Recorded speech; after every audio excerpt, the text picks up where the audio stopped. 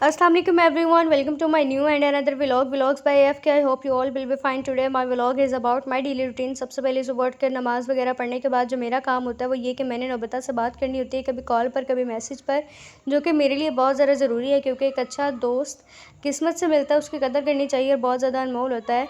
और मैं ये चाहती हूँ कि हम दोनों हमेशा एक दूसरे के साथ रहें। आप लोग भी सब प्लीज़ कमेंट में आमीन ज़रूर बोल दीजिएगा। उससे बात करने के बाद मेरा जो नेक्स्ट काम जो मैं रोज़ करती हूँ वो ये कि मैं अपने फेवरेट नात खां की नात सुनती हूँ। ये मेरे फेवरेट नात खां, इनका नाम उवैस रज़ा कादरी है।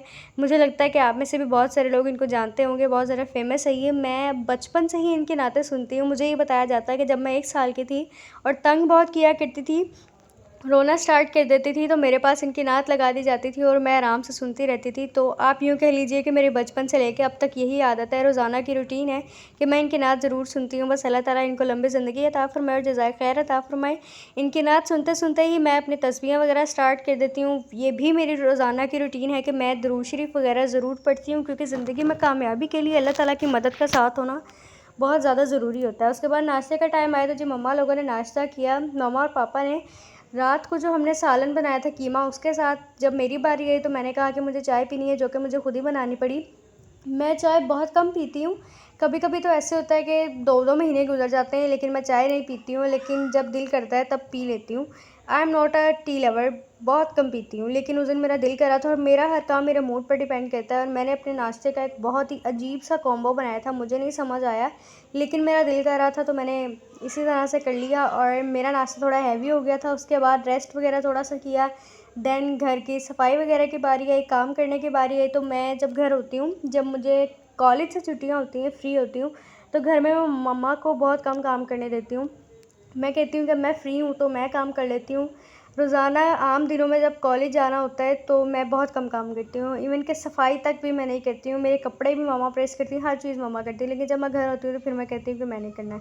डस्टिंग वगैरह करते हुए मुझे मेरे भाई का हैंड क्लिपर मिला और मैं इसको इतनी ज़ोर ज़ोर से कर रही थी, लेकिन ये मुझसे हो नहीं रहा था। और मैंने फिर उसको बोला कि तुम भाई इसको करते कैसे, उसको तुम ही पकड़ लो।